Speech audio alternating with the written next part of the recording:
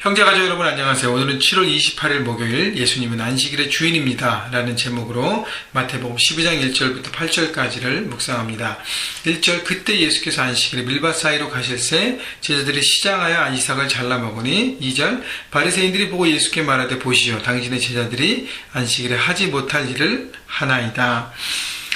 자, 예수님과 제자들이 밀밭 사이로 안식일에 걸어갔을 때 그때 제자들이 배가 고파져서 그 밀이삭을 잘라 먹었는데 바리새인들이 그걸 보고 안식일에 하지 말라는 그 특별히 추수에 대한 규정이 있기 때문에 그 이삭을 걷거나 이게 추수하지 말아야 되는 어떤 규정을 범한 것을 보고 제자들의 행동에 대해서 비판하고 정죄하며 예수님 앞에 질문하는 것입니다.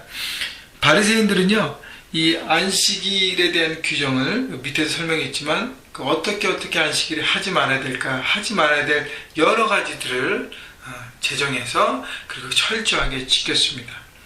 그래서 그 자기들이 제정했던 그 많은 항목들을 가지고 그것을 지키지 않는 사람들에 대해서 비판과 정죄를 가했습니다. 그런데 중요한 것은요 안식일이 왜 만들어져 있는가의 정신을 우리가 이해하는 것이 더 중요합니다.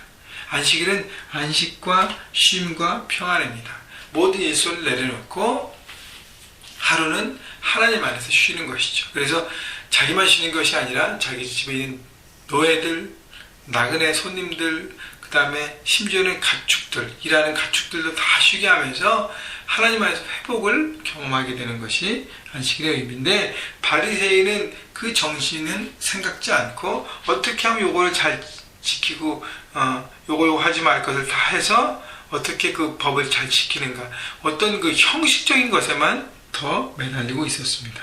그리고 더 안 좋은 것은요 바리새인은 항상 우리 말씀에 나온 것처럼 비판하고 정죄합니다. 2절 보세요. 바리새인들이 보고 예수께 말하되 바리새인들은 계속적으로 어떻게 해요? 제자들의 삶에 그 다음에 예수님과 제자들의 삶을 관찰한 것이에요. 왜 관찰했죠? 너무 흠모하기 때문에 아니에요.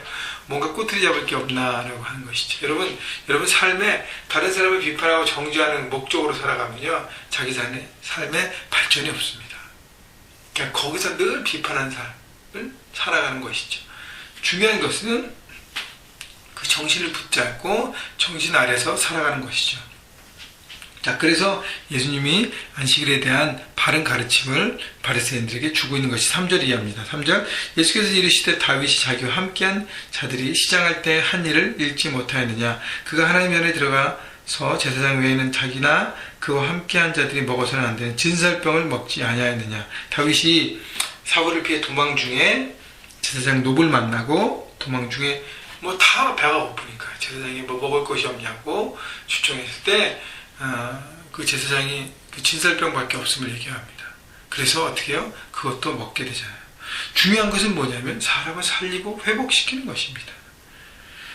그래서 예수님은 구약의 다윗의 예를 들어서 바리새인에게 설명합니다. 또 5절 안식일에 제사장들이 성전 안에서 안식을 범하여도 죄가 없으면 너희가 율법에서 읽지 못하였느냐. 제사장은 안식일에도 성전 안에서 제사를 집행하고 그 다음에 그 성전 안에 있는 일들을 하기 때문에 그 안식일의 규정에 이렇게 예외성을 그보다 더 위에 있기 때문에 예외성을 그들에게 주어졌습니다. 그런 것을 보면서 안식일의 법보다 중요한 것은 그 정신을 깨닫고 살아가야 됨을 예수님이 말씀하고 있습니다. 그래서 6절에 보면 내가 너에게 이르노니 성전보다 더 큰 이가 여기 있느니라. 여러분 성전은 바로 예수님의 모형입니다. 메시아의 모형이에요. 근데 예수님이 이 땅에 성육신 하셨죠. 인간의 몸으로 오셨습니다. 그래서 예수님은 살아계신 성전과 같은 것입니다. 또 말씀 자체입니다. 결국 성전 중에서 하나님 만나는 건 그 같은 개념이 예수님께서 이 땅에 오셔서 사람들과 만나면서 그 만남을 통해서 하나님의 임재를 경험하게 되는 것이죠. 그래서 결국 예수님과 함께 있는 사람들이 주님을 만나서 이렇게 함께 가르침을 받고 복음을 듣고 하고 있는데 무엇이 더 중요하다는 거예요. 형식적인 그런 내용들을 지키는 것이 중요한가 아니면 주님 구원자 되신 메시아 되신 그분과 만남을 통해서 말씀을 듣고 깨닫고 새롭게 하는 것이 중요한가. 바리새인에게 무엇이 더 중요한지를 가르치고 있는 것입니다. 7절 나는 제 자비를 원하고 제사를 원하지 아니하노라 하신 뜻을 너희가 알았다면 무죄한 자를 정죄하지 아니하였으리라. 그러니까 제사를 원하지 않고 자비를 원한다고 말씀하신 것은 형식보다 정신이 더 중요하고 사람이 더 중요한 것을 얘기합니다.